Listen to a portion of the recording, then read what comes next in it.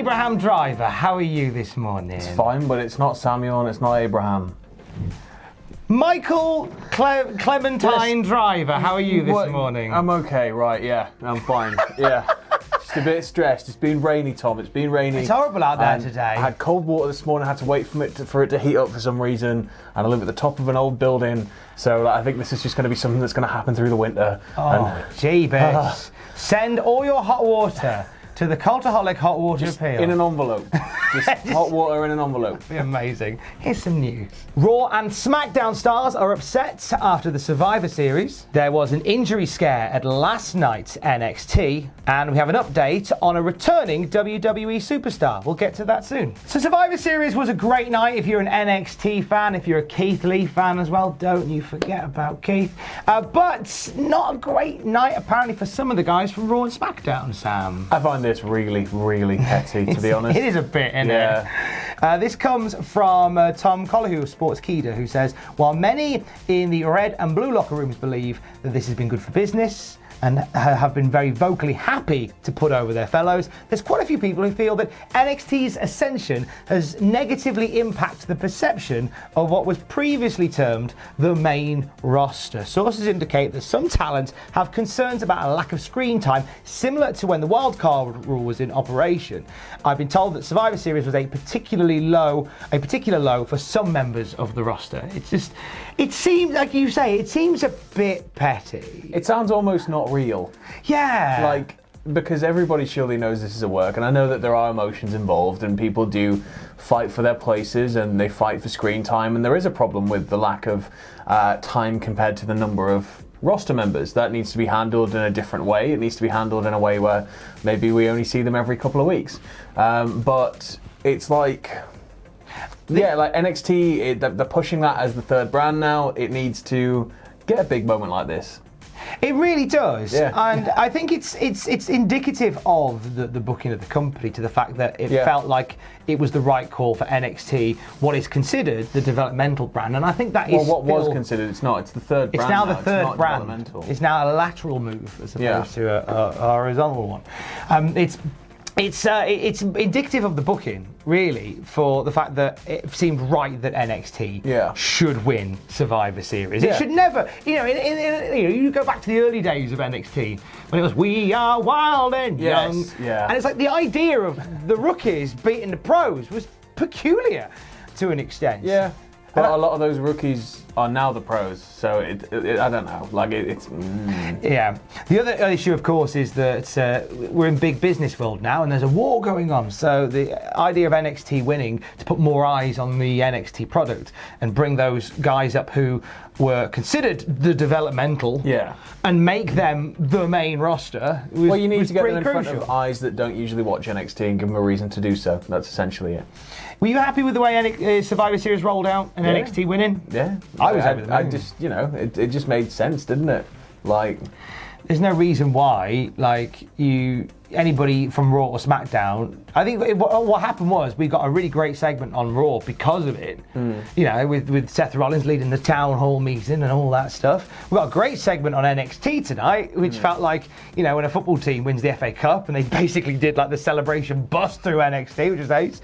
What SmackDown will do, we'll wait to be seen. But we'll keep an eye on this. No names connected as to who is upset about it. But when we know more, of course, you will know more. Speaking of NXT, a bit of an injury scare last night. If you were watching, you'd have seen a really peculiar bit of motion on the opening match. It was the NXT tag title match. It was Bobby Fish and Kyle O'Reilly defending against the Monstars, Dominik Dijakovic and Keith Lee. I saw Adam Cole get Spike Dudley'd. Oh my days!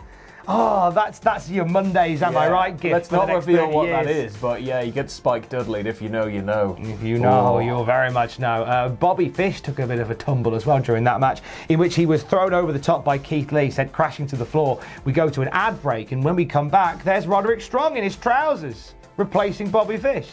And Nigel McGuinness alludes on commentary to Bobby Fish having a health scare, which was a weird choice of words. So it turns out... I hate this bloody weird vocabulary. Yeah. Yeah. I guess they didn't want to. They didn't want to elaborate. Health scare sounds so much more serious. Yeah, it really does. Like, yeah. It made me feel very uncomfortable. So I was like, oh, I don't know what the crack is with this. They showed the fall a couple of times, and they showed, and they emphasised, like, oh, look, there we go, he's landed badly on his leg.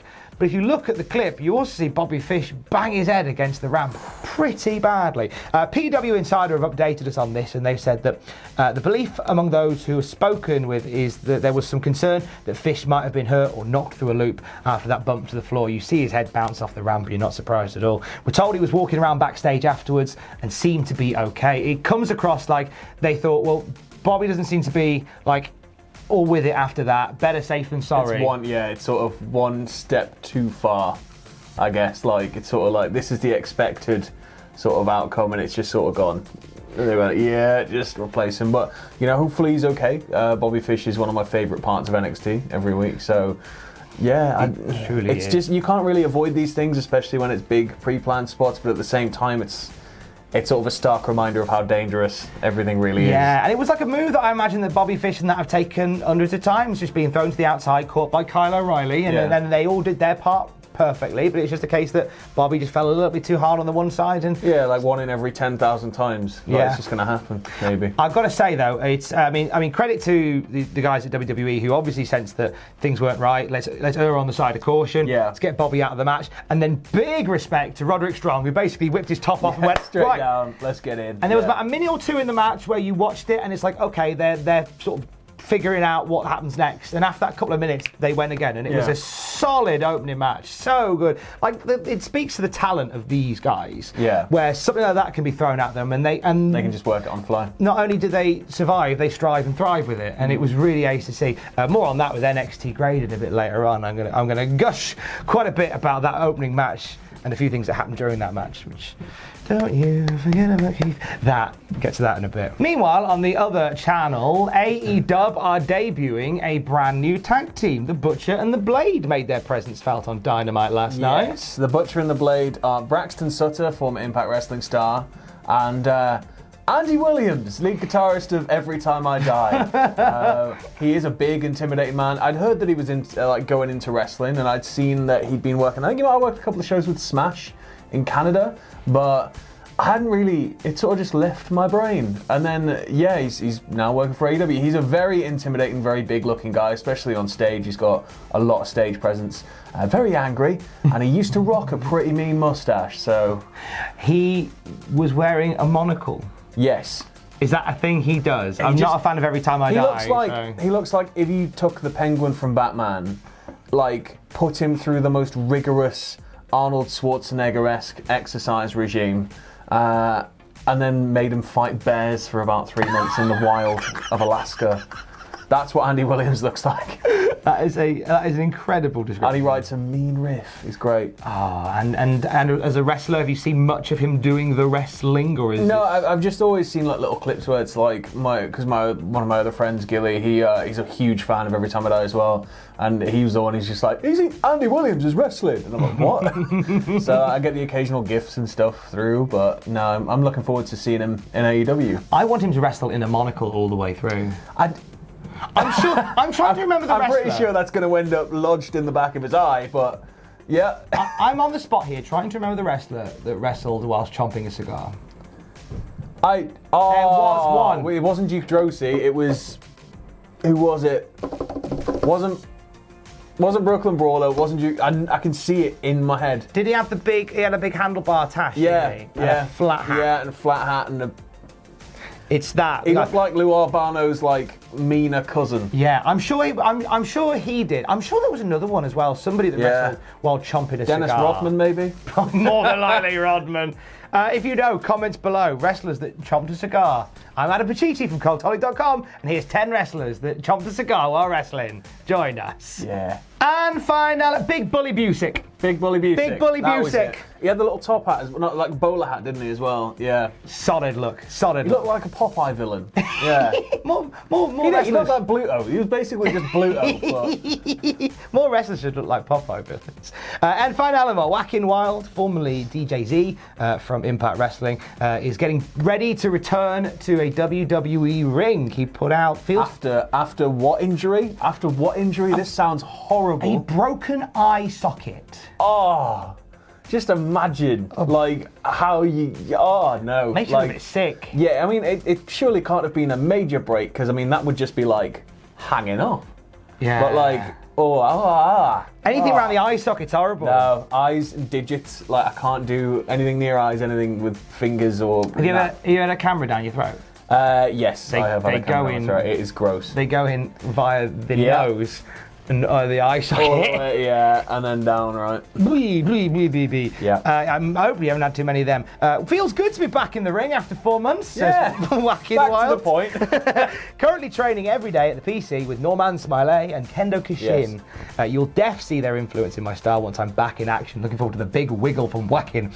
Stay tuned and stay watching NXT every Wednesday night. NXT! Yeah, I mean, he was one of my favourite stars of the Breakout tournament saga. I think he obviously coming in as DJZ, he was coming in pretty hot anyway. And you know, his whole entrance shtick with all of the LED gear and everything. But just in the ring, there was, I think it was, nobody really touched him. He was just great. So solid performer, just another great name to bolster NXT. I'm excited for the potential of seeing maybe Wacken Wild versus Leo Rush. That was the first one I thought of. I thought, yeah, that'd be dirty. It's a dirty, cheeky little cruiserweight title match. That dirty. is. Oh, pure filth. Welcome back, Wacken. Hey, thanks for watching. Don't forget to leave a comment in the comment section down below. You can support us on Patreon by going to patreon.com/Cultaholic. Lastly, don't forget to hit subscribe and join us.